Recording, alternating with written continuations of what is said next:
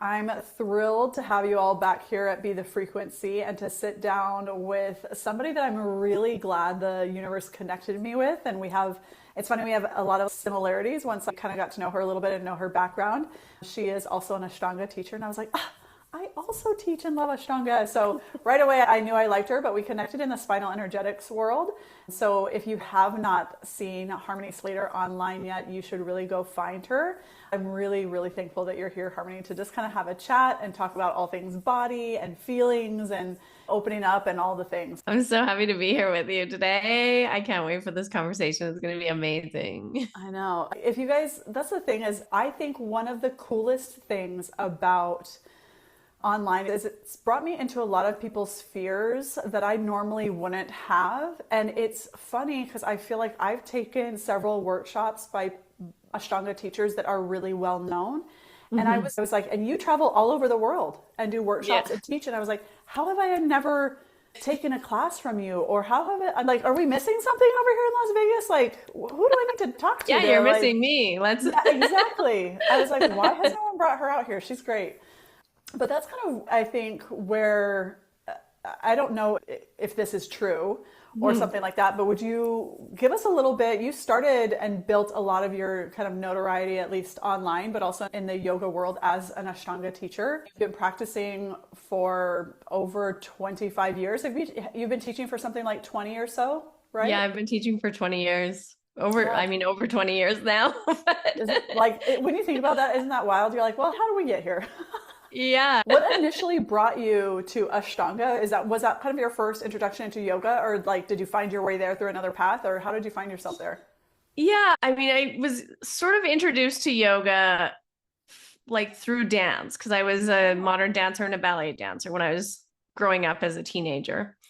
And then I quit dancing and went to university and did 2 degrees, one in philosophy and one in religious studies. Oh, I And love it. then, yeah, and then studied deeply Buddhism and Indian Yeah. philosophy, which drew me into Buddhist meditation, Vipassana style, and then also into yoga. And I had kind of like been doing some yoga, but not formally, just like through the dance training that I'd had. And so when I took my first yoga class, like officially, it was, I don't know if it was traditional Ashtanga or if it was like Ashtanga base, but it was a flow kind of style class. But Hmm. it was before, like, there was power yoga, there was Ashtanga yoga, and there was Larry Schultz's Oh kind, yeah. whatever that one's called. I forget right Oh, now. Rocket. oh. Yeah. I was like, what is that? It's funny because Yeah. like sometimes you're like, if you don't practice it often, like it like sounds like tracks, but I'm not sure I haven't made any associations there in my mind yet. Yeah. So those were like kind of the flow styles that were out there. And of course, power yoga is based on Ashtanga yoga Hmm. because Beryl Bender Birch, went to Mysore and learned Ashtanga yoga and then rebranded it as power yoga. So I kind of went into the Ashtanga style quite early on in my practice and started to figure out, oh, there's Shivananda, there's Bikram, there's Ashtanga. I was into obviously studying and lineage and history. Pretty early on in my yoga journey, about 3 years in, I went to Mysore, India. 3 or 4 years in, I went to Mysore, India to study with Sri K. Pattabhi Jois, who was the guru of Ashtanga yoga, and his grandson, Sharath Jois. That turned into 15 years of going pretty much every year for multiple Wow. months at a time and getting authorized by Sri K. Pattabhi Jois and then getting certified 10 years later by our Sharath Jois. That's pretty hard to do because you have to finish third series in Mysore, India from the teachers there. So Mm, it was quite the journey. And yeah. You I guys, still you went don't back need a to few more skip. years after that. Well, if you don't, for those of you who Yeah. are not in kind of in the Ashtanga world, Ashtanga is a set series. So it's not something where you're like, oh, I'm going to try this shape. It's progressive in that sense of how it's taught, especially through Mysore, which is where it originates from. And so when she's talking about third series, you guys, her body and legs were doing things that like one can only imagine. Her legs are behind her head. She's like doing arm balances that you're like, what the heck? Like Third series is, I mean, all of them, you have Yeah. intense moments, but the amount of training that it takes and kind of dedication, not just of the body, but also of the mind to Yeah. show up like that every day. It's kind of like, I would say, getting like your master's in yoga, so to speak. Yeah, and yoga asana for sure. I mean, Yeah. for those who don't know, it's, you kind of look like a contortionist. I mean, it's Yeah. sort of like contortionism for like the average everyday human. And Yeah. so, you're standing up with one leg behind your head, standing on one leg, you're lying on your chest and putting your feet over on top of your head or down by your ears. It gets quite wild. Yeah. She bendy, guys. She a bendy girl. Not so much anymore, but at that time, if you're doing it every day, and it Yeah. really requires you to commit at least 2 hours every single day, taking maybe one day off a week or moon days. That's traditionally how we would do it, right? Taking Hmm. Saturdays or Sundays off and then a moon day. But you're basically practicing 5 to 6 days a week without fail in Yeah. some like fairly intense kind of Yeah. form. You're training like an athlete, really. Yes, you become a professional athlete for sure. Yeah. I mean, not professional, but like a professional athlete Yeah. would train Yeah. without the paycheck. You're like, the dividends I got, my soul is very rich, very rich. Yes, correct. Only spiritual money is being Yeah, accumulated. that's okay. You can take that into your next life. That's good karma. I'd like to be paid in that too. That's I what mean, they money is told nice, I me. guess. Somehow the gurus were making money, but This seems backwards. You're like, how does this happen? I know, you guys, Sharath passed away. What was it, 2 years Mhm. ago? Last year? It was actually just last year. Last year. Yeah. And I remember being like, just with like kids and stuff like that, I was always like, gosh, I would really love to go study with him. Mhm. And he passed away and I didn't get to. And it was kind of one of those things where I was like, oh man, I mean, not that, Yeah. but it's one of those things I think a lot of times when you're learning, you want to kind of be immersed in some of those experiences, but also the community Yeah. and different things like that. And it also feels, I would say, anytime I go take a training, a certification, and you can kind of be closer to the source or closer to Mhm. it, I think gives you this sense sometimes of clarity that doesn't get muddled down by word of mouth. Or, Yeah. like telephone, this teacher tells this teacher, tells this teacher, tells this teacher. And by the end, it's like, is that what they said? Was that the shape that you wanted? I don't remember. You know what I mean? Yeah, and everyone So brings their own flavor to the mix yeah, too. And like you even see that with spinal energetics. Like Dr. Sarah Jane has a very specific way of teaching and transmitting spinal energetics. And then like her teachers and her students bring their own kind of feeling and energy and yeah, all of their past experiences with different modalities into that type of container healing practice or energetic, intuition. yeah, And so then there's something kind of special about, being in that presence of the founder who has like that originating kind of blueprint for the modality. totally. And that like what a gift it is to have sometimes it be presented to you so many different ways. And Oh, so yeah. it's like again, like you guys, if you're taking courses or you're learning something or you're doing a training, whatever you're in right now, like even if it's not from the source, there is so much value. I think one of the greatest things that Harmony and I are actually both in this kind of leadership role for spinal energetics. And so, Harmony brings something to her region that I don't because of her extensive background in yoga philosophy, and just in general, like her education prior to really getting into yoga and really diving into like Buddhism and meditation and all these things. And although I have some of that experience, like my experience, I can speak a lot more to like quantum physics and energy and all of these things. So it's like you kind of get, I think there's, when you start to learn, like learning to also appreciate that there's so many different, it's almost like different flavors, Mm-hmm. or like being able to appreciate like a palm tree and a Christmas tree and like they're all trees, but they bring you something different.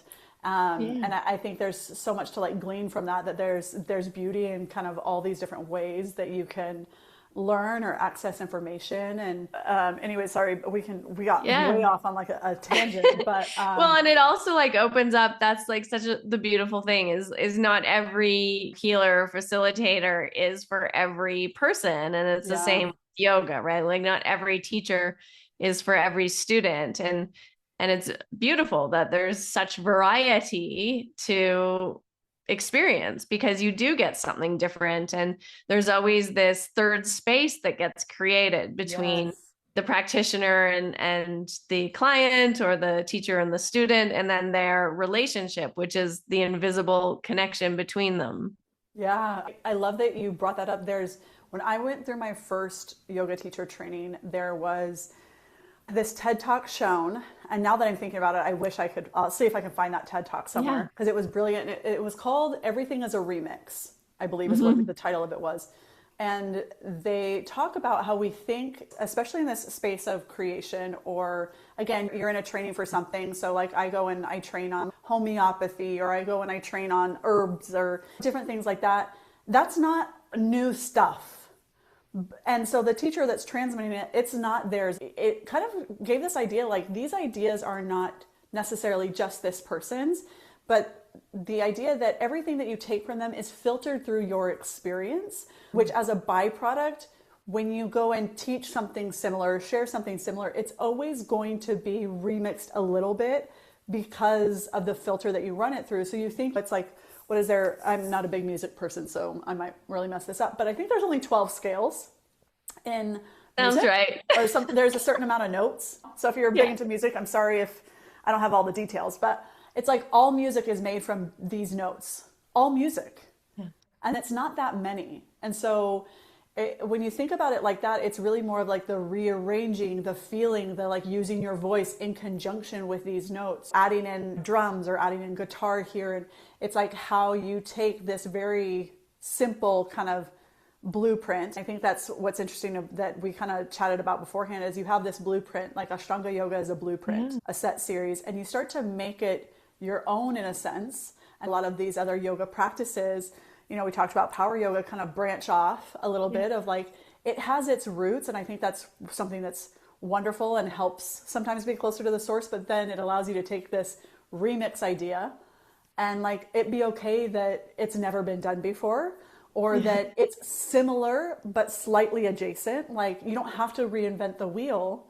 In fact, most of the time people are making the same thing and just making small tweaks to it, making small tweaks to like the marketing or the person they're marketing it to. It's not always something that's huge and different. Yeah, totally. And yeah, it allows for us to experience ourselves in different ways, which I think is the whole point of a lot of these practices, right? Is to, Yeah.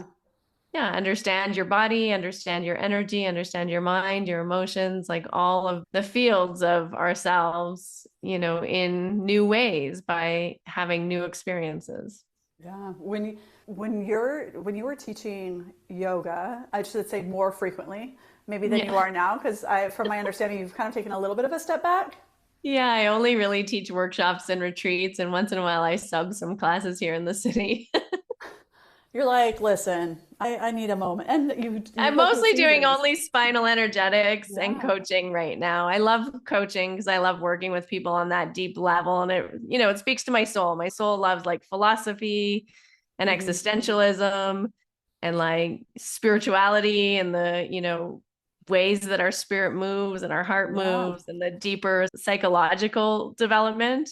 And I found the more that I was into the teaching of yoga, it sort of was going in a very physical direction. And that seemed to be what people were coming for. Like Mm. this, like, well, how do I do this? And how can I do, back bends and grab my thighs? And how can I do jump backs and jump throughs and, not touch my feet? And I'm like, who cares? Like, Honestly, it's like you see these memes of yoga and it's like a really advanced posture. You've got like your yeah, legs in lotus, you're in a handstand, like look like you're lotus upside down.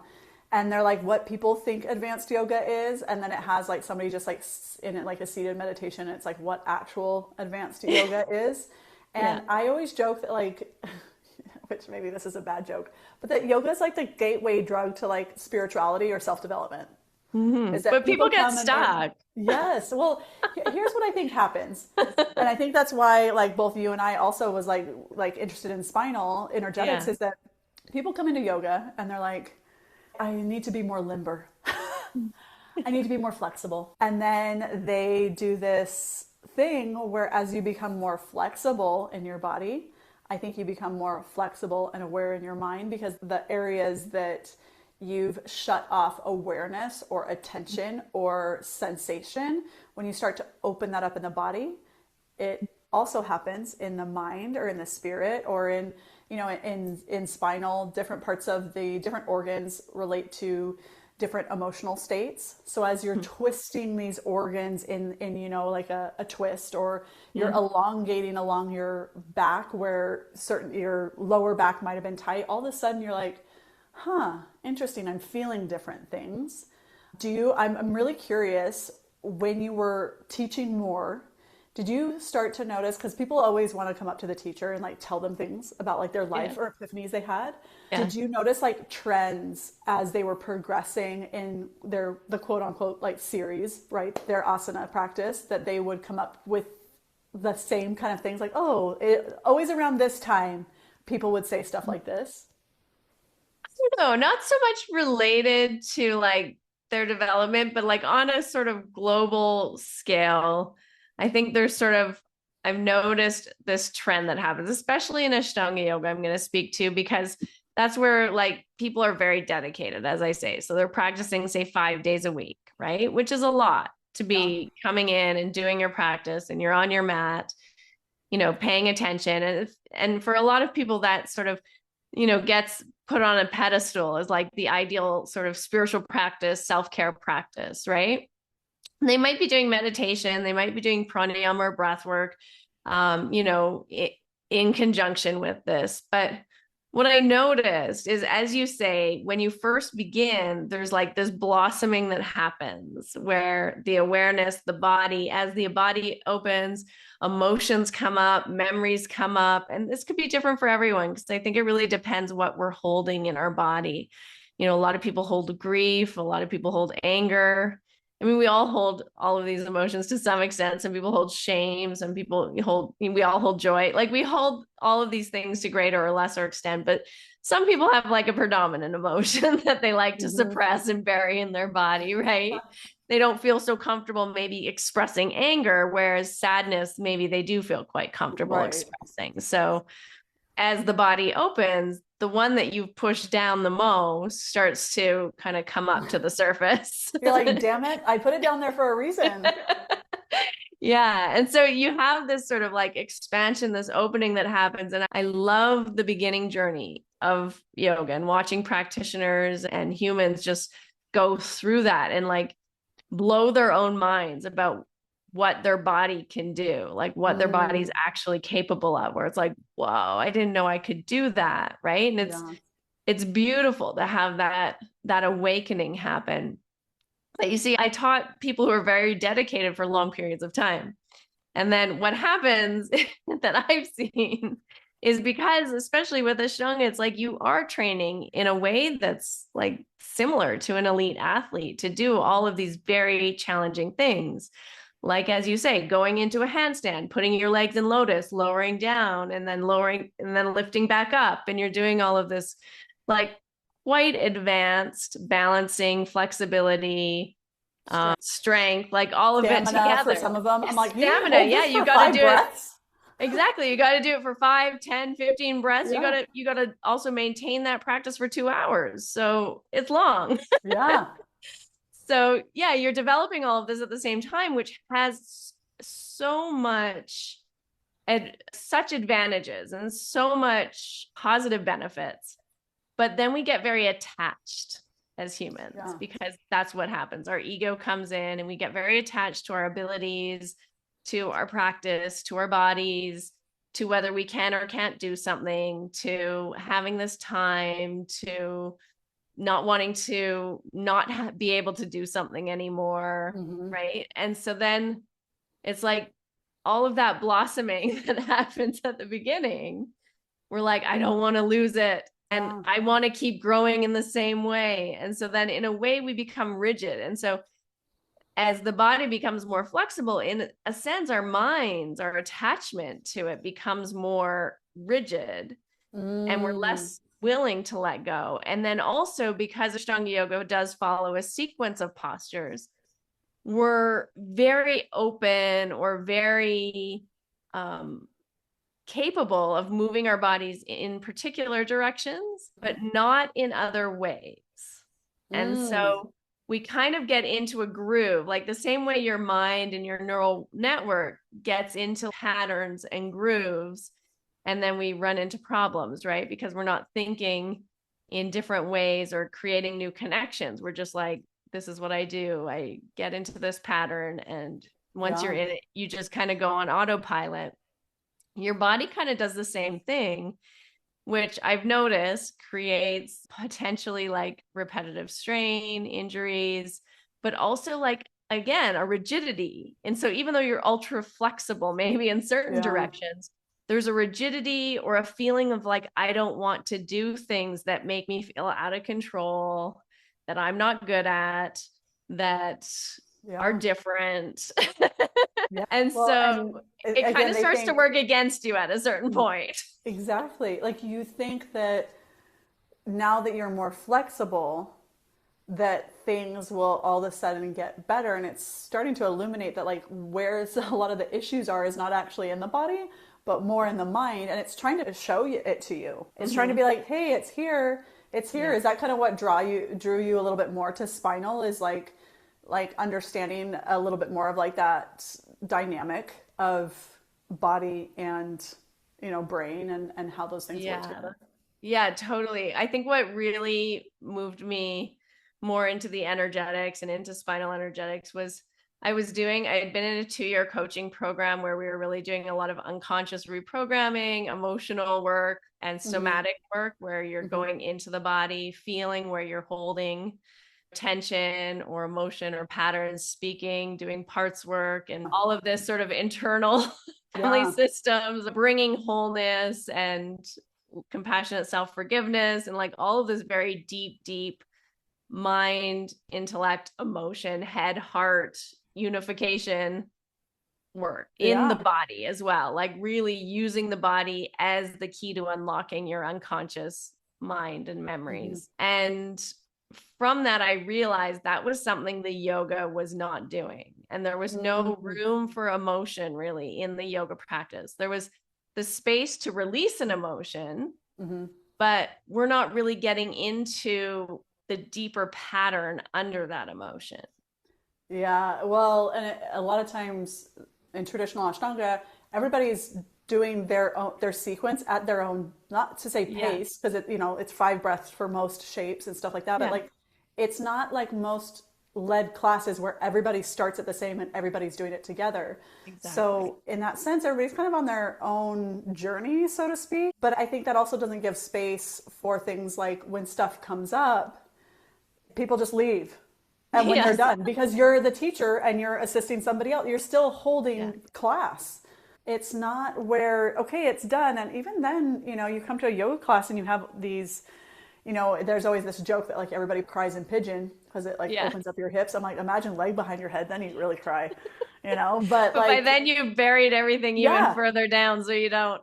You're like, I'm just pushing through it, so it's fine. I think that's actually what happens. I think that's why certain people are attracted to Ashtanga, because of the rigidity, and it allows them a comfortable space to basically, I think, brush up against some emotions without actually, it has enough control and rhythmicity that they're able to still push, so to speak, past it in some ways. Yeah, totally. Because there's never really a sense that you're like out of control or like you're feeling weird. I mean, maybe if you get a new posture, you feel like a little bit weird or a little bit out of control. But I'm always like, trying to teach people like use momentum, use like leverage your body. Don't just do everything in such a controlled way. Right. But what they see and what a lot of teachers teach is like this very controlled like movement. Yeah. And it's like, no, just let it go. Go on. I love that. I mean, I wish everybody that listened to this understood a little bit the culture of Ashtanga because it is very, you guys, please go look up memes of Ashtanga online. Like the ones that have like all the people that are dancing and it has like the different forms of like this one's Hatha, this one's Yeah, Ashtanga, this that one's was funny. Vinyasa. If you look at Ashtanga, that's what it is. Yeah, it's like It's for very the rigid. triple A type personality. Like there's a Yes. personality that is very attracted to it, is hyper disciplined, hyper achiever, like loves competition, loves like getting the A and getting the next Yeah. belt, and like there's a pattern to it for sure. Yeah.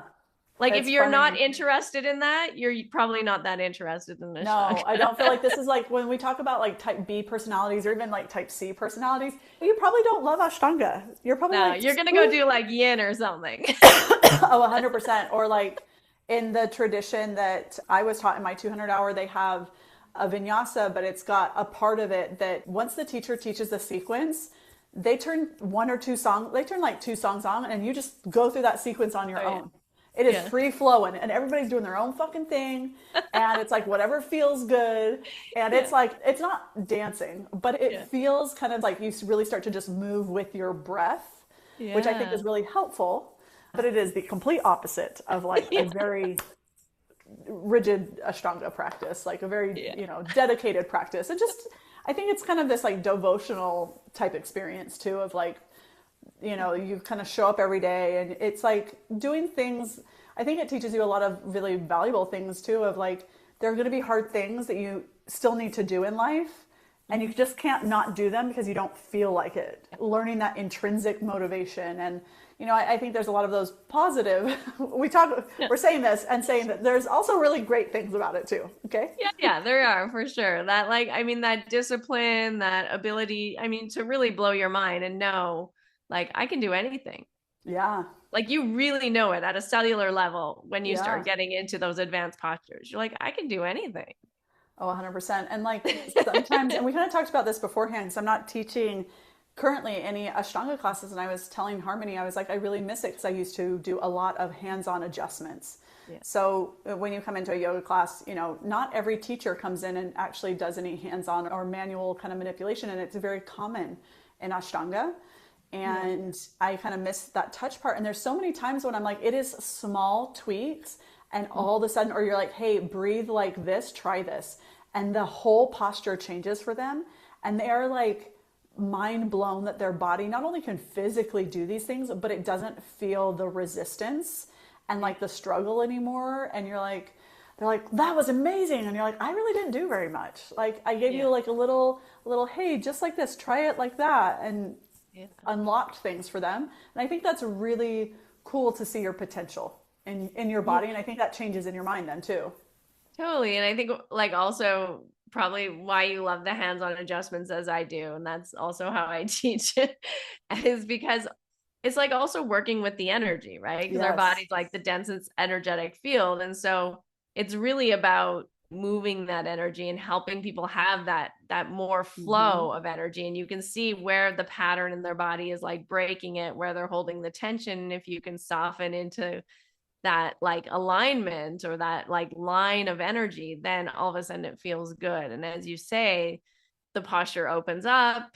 There's sort of this sense of the energy moving and flowing in a way that is beneficial for the body and it doesn't Mm-hmm. have to hurt. And like there's so many lovely things that I think the sequence and going into sort of more of a meditative state, you don't have to think about like what comes next and what do I Yeah. feel like doing. You just do the same thing like a metronome every day. Yeah.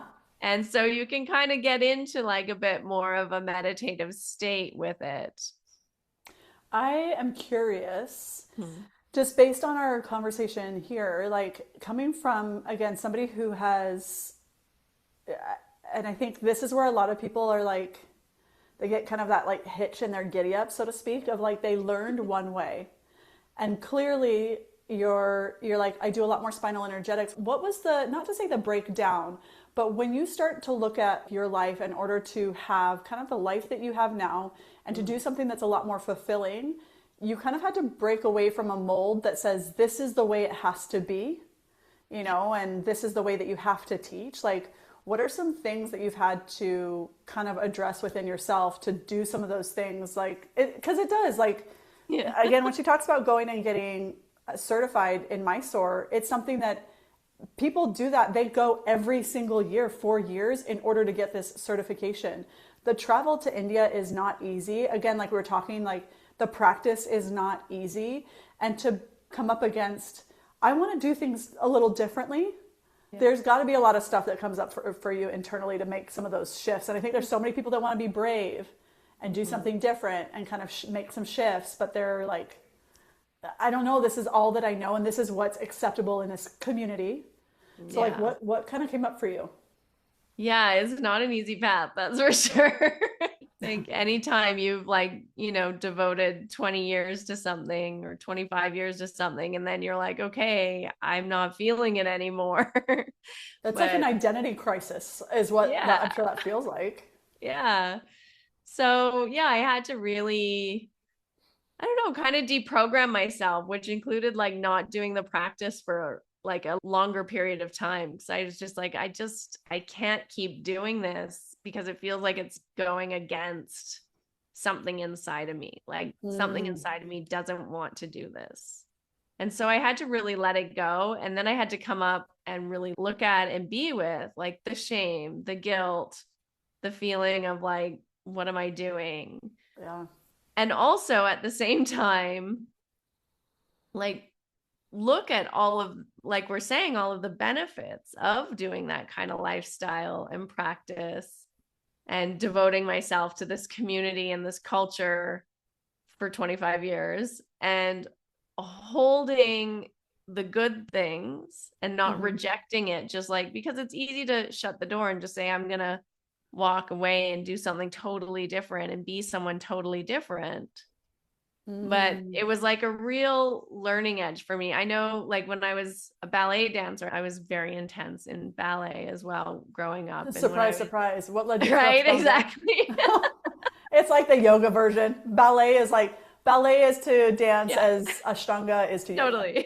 Totally. I just found like the same thing in different form. Yeah. But when I was 18, 19, I quit dancing because I was struggling with anorexia, bulimia, and I really got this clear message. If you stay on this path, you're going to kill yourself. And it was just like this very strong download. Yeah. And it was a complete breakdown. And I said, that's it. And I just totally quit, walked away, stopped talking basically to anyone that was in that culture, and just like started a new life. And so I always felt a little bit like that part of myself, like I never danced for fun unless it was like in a club, which is very different than ballet, right? Yeah. But just kind of like, you don't do first position, second position in the club. Just like really cut that part of me off. Like I couldn't do it for fun. It was like, no, it's not fun for me. Yeah. And so it was like a real challenge then to kind of have a very similar experience in the Ashtanga world and in the Ashtanga yoga lineage and tradition, but also just be like, I'm not going to cut off this part of myself. So how can I be with the part of myself that really benefited from this practice? Yeah. And then also invite in the part of myself that felt like I abandoned it through this practice. And like, how do I bring the these second like the together? Second time around, like all of a sudden you could see, not to say of course you did nothing wrong, having to abandon ballet, but like seeing another pattern and you're like, how can I do this differently that would actually be better for me long term? Yeah. And I feel like that's what life is, right? It's always kind of this spiral and we keep just coming back to a similar pattern, a similar scenario until we change how we do it. Yeah. Right. And I'm like, I'm not just going to go and repeat this same thing in some other discipline and like make it to some top of that, some perceived top that like, you have your PhD in say spinal energetics now. And then you're like, oh, I'm not into this anymore. And you repeat again and go to the next thing. And it's like, I was just like, no, there's so much that I love about all of what I learned and all of my experiences and what it brought into my life. And there's also things that felt abandoned, that felt betrayed, that I left behind, that I didn't include, that want to come into my life now, and parts of myself that I wasn't giving opportunity to because of this discipline and this structure. And Yeah. So what would you say is the biggest change in your life now that you don't practice like that every day? I don't get up at 4 a.m. Oh my gosh. Okay, guys, before we hit record, I was telling her I used to teach, I think I taught at one point no, it was only 3 days a week. I taught like the 6 a.m. class 3 days a week for a little while. And then I was like, I can't do 3 days a week anymore, and like cut it down to two. And I was like, it not only affects your morning, people think, oh, you have to get up so early. I'm like, do you know what time I have to go to bed? Let's be honest. Like Yeah, my night ends at 4 p.m. So I could exactly. start like getting ready for the next day so I can be asleep by 8. Yeah, that was my 20s. Yes. Like, what a terrible time to do that. No, I'm just kidding. I'm just kidding. I feel like I'm living my life in reverse. I always have as well. I had kids before I got married. We went on our honeymoon before we got married. Like, everything in reverse. I had kids first and then got my PhD. Why would I do that in like a sensible, what quote unquote Yeah, sensible order? that's amazing. I love No. that. I'm like, I'm just going to do it whenever it works out. Yeah. But I mean, it's beautiful too, because things don't have to be done in any order. And I No. think that's like where we get stuck too as humans, is like, well, I've done all of this, and so now I need to do this. It's like, yeah, you don't really have to. Yeah. Well, and even in like, if we relate that even to like, again, like a yoga practice or something like that, like there is an intelligence behind doing things in a certain order. However, I think part of that is because you need the wisdom or the warm up or Mhm. the like your body needs to be prepared in certain ways before those things feel a little more second nature, a little bit more comfortable. So it's like sometimes that order changes based on your anatomy. Some Yeah. people, their hips, because they're very tight, not physically, but like their hip bones themselves are actually very, very narrow. Leg behind the head is really hard for them. Yeah. Whereas other people, it's like they're like, oh, no big deal because they've, for whatever reason, have more flexibility in their body, always have. So like they don't have to go as long or be as long in that like learning period. And I think Mhm. sometimes we think if we got out of the habit of thinking it needed to be sequential and instead got the awareness of that it was a learning experience, and if some people learn these things earlier than others or learn them in different ways, that everybody's experience would be the right sequence for them. Yeah, and I think that's really important, especially as we age, to figure out what's the right sequence for you, and also let it be flexible too. Yeah. I always loved the fact that Shivananda yoga, which is very different to Ashtanga, right? No vinyasa, it's sort of like isolated postures, but it starts with headstand or shoulder stand, and then you go to the floor, and then you end with sun salutations. And so it's kind of like the opposite of the Yeah. Ashtanga yoga system, where you start with sun salutations, then you go to the floor, and then you end with the closing sequence, which is the inversions, the shoulder stand, the headstand. And I always thought, like as intelligent as this sequence is, it's really what you're used to, because there's a whole group of humans who do Shivananda yoga and do the exact opposite and feel like that's really intelligent. Yeah. I always say this about religion. It's like the reality is we're all kind of aiming towards the same thing. Yeah. Call it, enlightenment, call it forgiveness by Yeah. God, call it whatever you like. But like the ultimate goal of pretty much every religion or a physical practice or whatever it is kind of to bring you closer to yourself or to God or to universal intelligence or whatever you Yeah. liken to or whatever feels good for you. But there are people all over the world that believe a completely different set, and trust me, they feel happiness too. They feel Yeah. joy, they feel purpose. Like there's so many different paths, I think, and we get so stuck on. And I don't know, I think social media has made it so much easier for us to see so many other people's lives. Mhm. So in that sense, not only has it created the ability for us to see, I think, more potential for ourselves, I think on the flip side, it also has the ability to create a lot more judgment for Yeah. ourselves of like, I'm doing it right or I'm doing it wrong, and Yeah. like do a lot more comparing. Because if you didn't see that other people were doing all of these other things, if you had no idea any other religion existed or any other style of yoga, you would think that yours is right. Yeah, exactly. And it's, I mean, in some ways that's lovely because it's so simple, and like the more simple you can be, the easier life is. Yeah. Oh, 100%. But that's just not like how we live anymore. And in a way, that's why we really have to get in touch with that inner guidance system. And I mean, that is why I love spinal energetics. And I think what really pulled me to it was all of a sudden, from my first session, I was like, this is going to heal the world. And it was Mm, like this full download. This is going to heal the world because it's about listening to yourself. And we're mhm. nature, and we are the Yeah. planet, and we are the earth, like in human form, in consciousness, where we can move and think and expand and create and destroy. And if we're not listening to that inner intelligence, which is the same intelligence that's in the tree, that's in the planet, we're going to destroy ourselves. And Yeah. it's so important now because there is this information overload. And if we do listen to everything, I mean, we're going from cold plunges to saunas to yoga asana to kung fu to, energy healing to, I don't know, like journaling to, I mean, how big a morning routine do we need? Like, how Yeah. many things do we have to do to Well, I feel think your morning whole? bleeds into your nighttime routine if you're doing all of the things that everybody says you need to do to be well. Right? Like, wellness starts to Wild. turn to illness. Well, and I'm like, do you just need a hobby? It's fine. Just say that you need a hobby.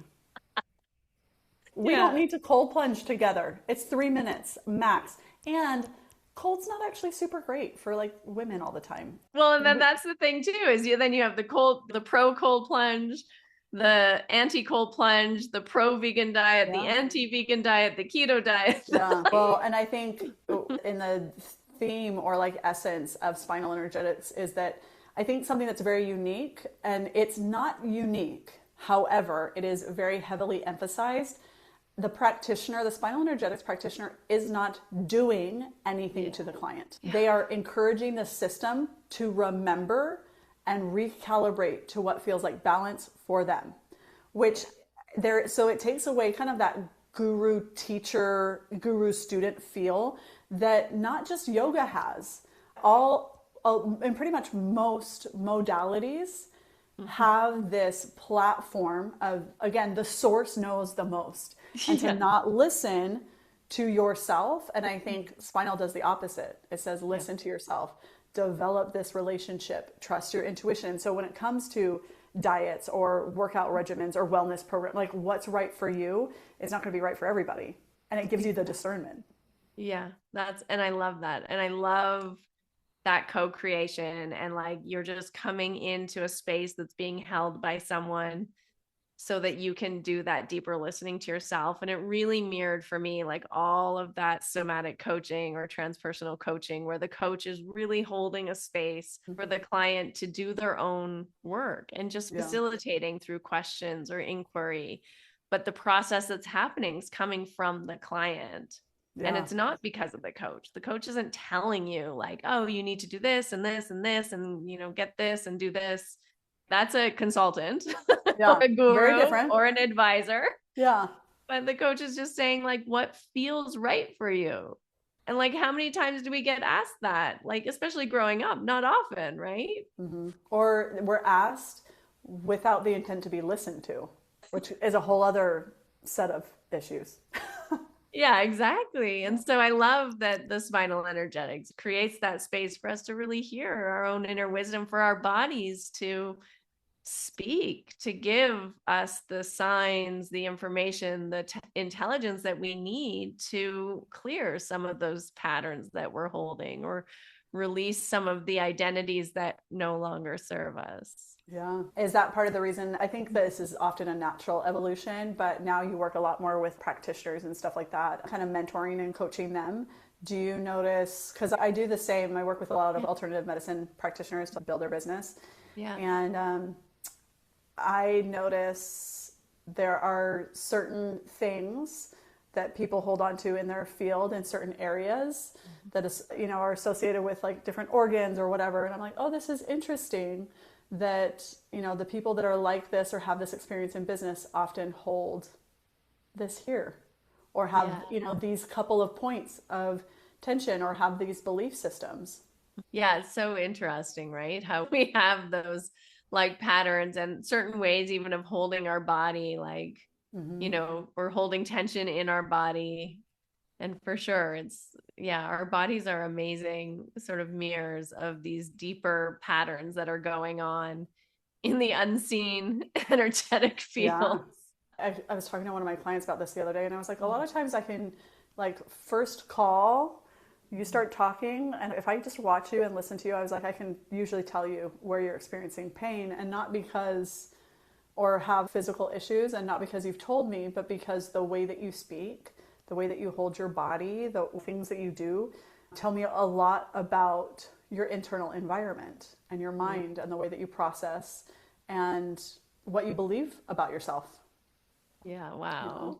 Yeah. I think, and I don't know, you probably see this as well because you're somebody who's watched bodies move for so long that like you watch people. I think a lot of times people think that they hide or mask really well. And if anybody has trained, I think to the level at which you've trained to watch people's bodies, you see so many emotional experiences read across their body without them saying a word. Yeah, for sure. Like trepidation, nervousness, excitement.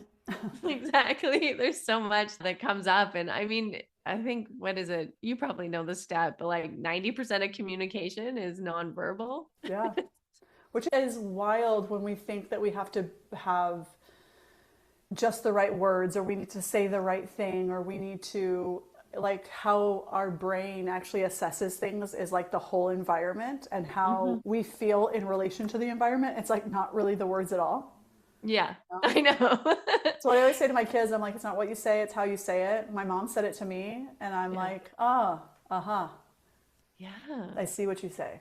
I see. Yeah, I see. I feel it. Yeah. I was like, it's totally different when you're the mom instead of the kid. Yeah, it's so true. Yeah. It's so true. No, I love that. I mean, I love that there's so much going on like within ourselves, but also just around us when we talk about the energetic field that is impacting us. And I think we're not tuned into it often, right? So when you start receiving spinal energetics or facilitating healing work in some shape or form, probably a lot of your listeners are familiar with Reiki or quantum healing or pranic healing, different modalities. I think when you start to kind of tune your mind, your intuition to feeling the energy of people or the energy of the room or the energy of the experience, right, into the vibration or the frequency that you're receiving, it's a very different experience than just seeing the physical material world, right? You're picking up information. You start to see how you're receiving information. Right. It's like hearing differently.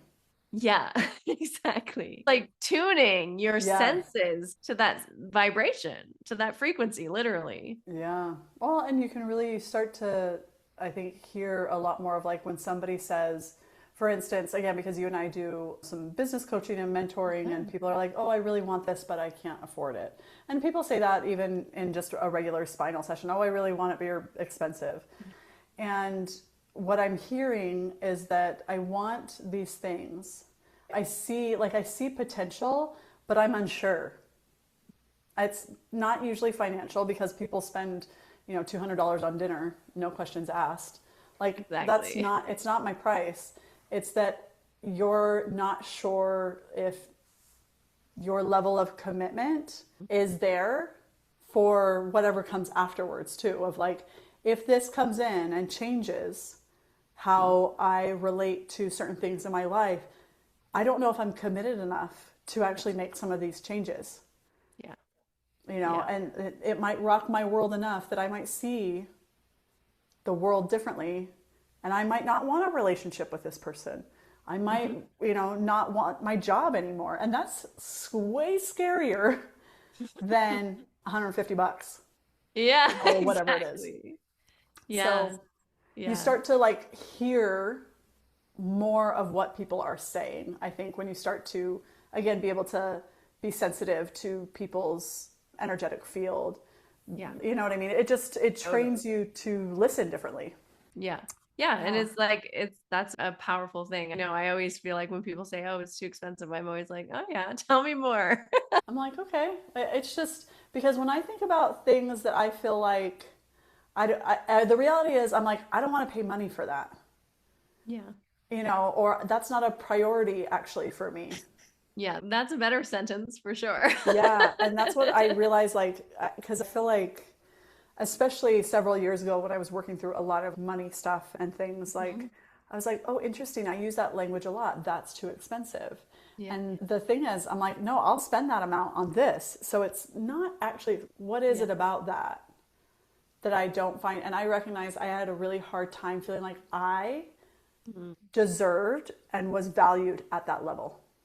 Yeah. So like I had no problem spending it for my kids, or like if they needed something like that, hands down, no problem.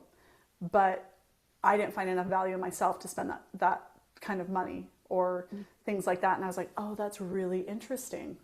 It was nothing to do with the money. It's like the value or what I was spending it on didn't feel like it was valuable enough for that. I was like, huh, Yeah. well, that's Exactly. humbling. Yeah, and that's like a lot of deep work. I mean, Yeah. money's such a good magnifier of what we really value in our lives. And if we're not willing to spend money on ourselves or on our business or on our expansion, why not? Like, And where's the value? yeah.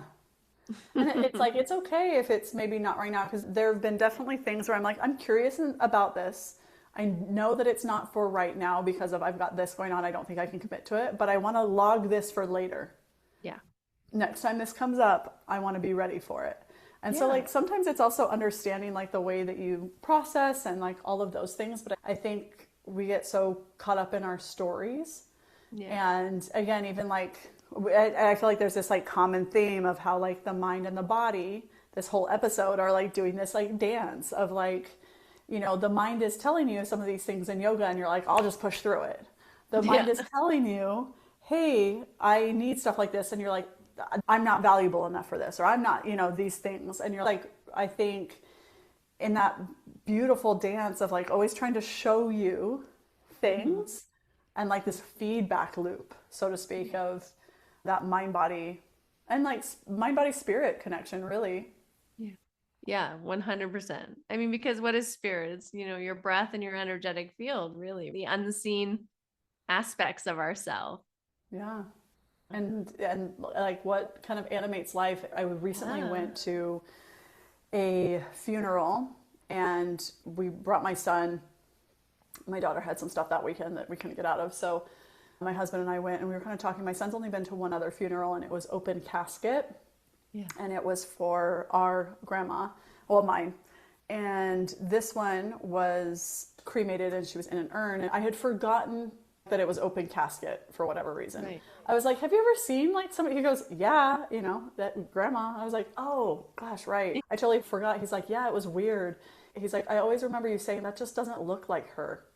The face is exactly the same, but there's an animation or a consciousness kind of behind who we are, but also in the trees, in your home. Everything kind of has this intelligence about it. I think when you're starting to do kind of like you're saying, a lot of this work, you start to become more aware of what's actually animating and driving who you are, the choices that you make, the thoughts that you think. I think to your point of like spinal is a really powerful way to get beyond the mind. Yeah.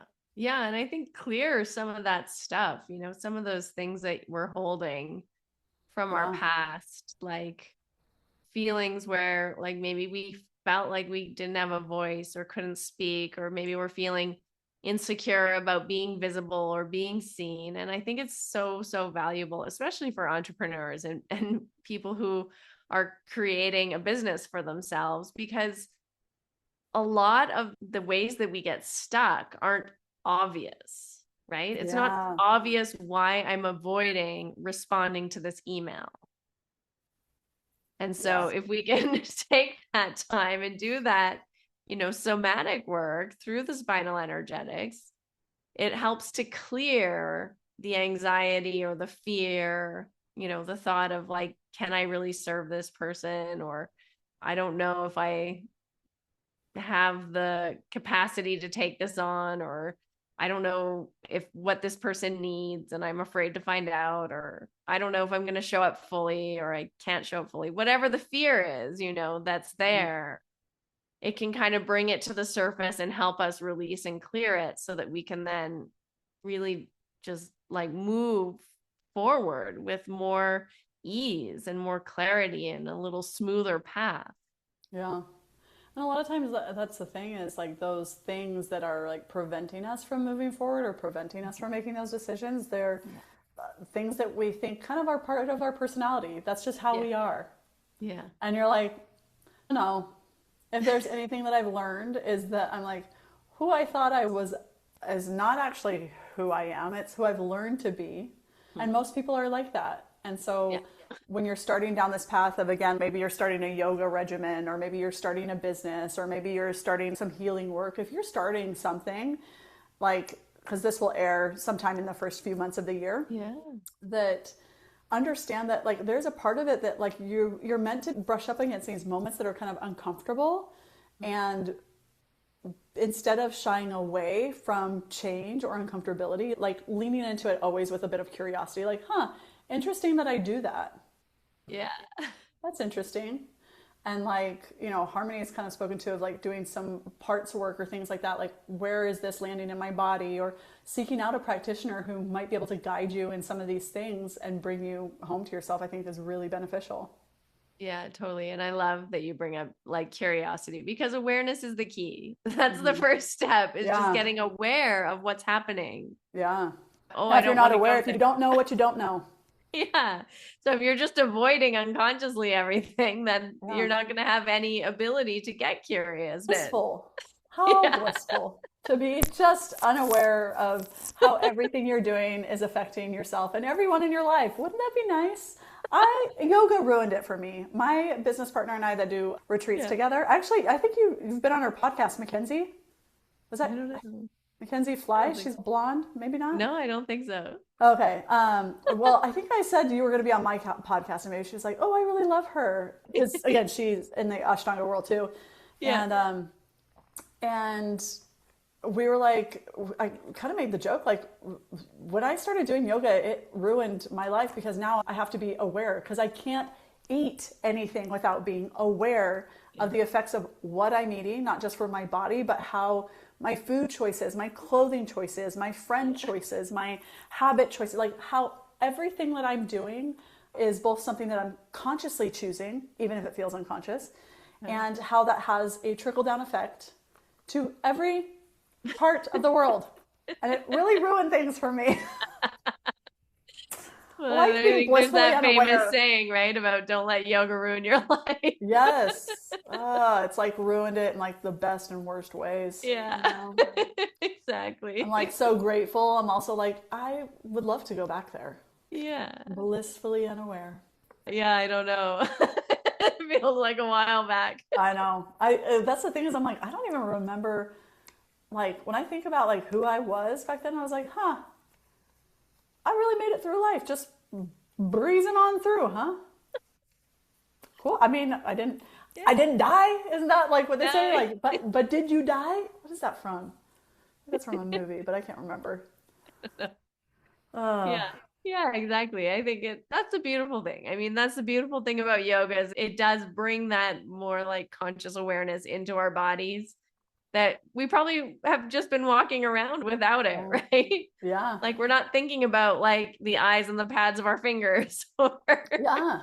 Well, and the way our 100%. tailbone's sitting in our pelvis. No, I would just like to sit and not be aware of any of that. Again, if you are that person who is blissfully unaware and you've made it this far, I'm so happy for you. Enjoy your life. Don't ever be curious, okay? You can't go back. Or maybe they are curious now. They want to. Yeah, I hope so. It like ruins your life in the best way. Yeah. And you get to meet the most amazing people as well. So, Truly, I yeah. feel the same. Like, again, being curious like this, asking these questions has brought me into places with people like you, with so many other people that have been on the podcast. I think people in general that are, looking to grow their human potential, be curious about what's possible for them, which is kind of the whole premise of this podcast. And you touched on so many things, like having to really be brave and leave behind an entire identity, a whole life. Like that takes a lot of bravery and courage, and being in circles with people like you are the ways that you also become more brave, because you see other people do it and you see that they are just fine. And maybe their life is like going in the direction now that they were hoping it would go in, because they developed the bravery, because they made some of these choices. And so I think it makes you feel like what's possible for you is way more than you would ever think. So thank you for being part of our circle that expands people and people to see what's possible for them on the other side of some of these kind of hard decisions. Yeah, thank you. I'm so happy to be part of your circle. And I think it's beautiful when we really see what other people are doing and celebrate their expansion, and it opens up possibilities for ourselves as well. And I feel like I had this download that, we die actually many times throughout our lives. And so, it's not easy when you're conscious of like, oh shit, I'm dying.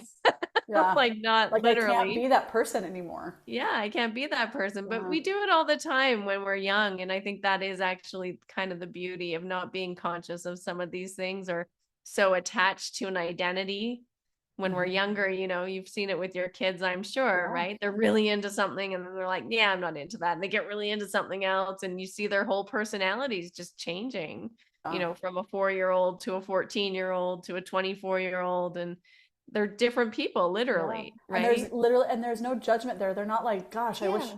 why am I not like the 4-year-old version of me anymore? They just Yeah, do it. exactly. And then something happens when we sort of become an adult or Yeah. older, and we think that, oh, well, now I'm this way and I need to stay this way. Yeah. And Maybe it's that's just really not the true. like growing up process, is actually like going backwards and unlearn. I feel like that's Yes. basically what growing up is unlearning all the things that you thought you had to learn to be an adult. Yeah. I want to Yeah. unlearn all that. Exactly. Now we're like Benjamin Button going back in Yeah. reverse. But hopefully, yeah, like I'm like with the added like tautness of skin, I would love that. Yeah, yeah. Yeah. We're doing our energy work, so it's gonna be Yeah. fine. Yeah, my energetic facials for Yes. sure. Thank you so much, Harmony, for being here. I always ask one question at the end. Okay. Um, if you could give people one quick snippet of advice, you're in an elevator for 30 seconds, you don't have very long, and you need to tell somebody the secret to becoming the frequency of the type of person they want to be, what would it be?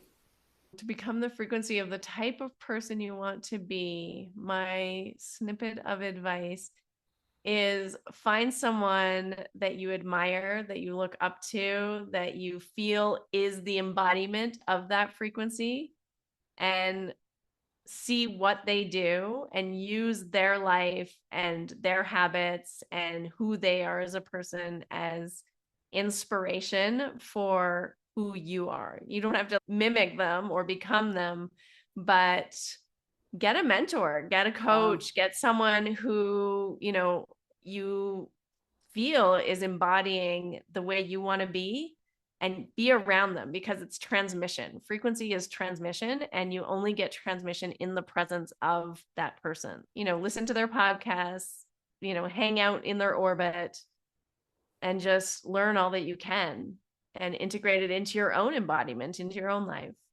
I love that. That's really great, great advice. I kind of talk about that quite a bit with my clients of like, it helps again and train the brain of like possibilities for you. So you guys Exactly. write that one down. Yeah. Can you See it, bookmark it? be it, do it. Yes, I love that. I love that. Well, thank you so much again, Harmony, for being here. You're just such a sweet treat, and I appreciate all of these little nuggets of wisdom that you shared. So thank you so much for being here. Thank you so much for having me. It was a pleasure. All right, everybody. Until next time. Cheers. Oh, and people should come on over to the Finding Harmony podcast and Oh listen to your yeah. episode too. Oh yeah. We'll swap. Maybe I'll put that in the show notes. Yeah, Like throw your she's episode in the show notes. there we go. Yeah, she's got a great podcast. Tons of really Yeah. really good wisdom that's kind of dropped and really fun guests to listen to. So that's a really good one to kind of subscribe and spend some Yeah. time in. So if you haven't And already, find her on Instagram, Harmony Slater Official. that's You it. can find her podcast, Finding Harmony, Yeah. and And they anything, can any come other hear me places they can interview find you. you. Yeah, yeah. Thank you again. And until next Thank time, you. everybody, cheers. Cheers.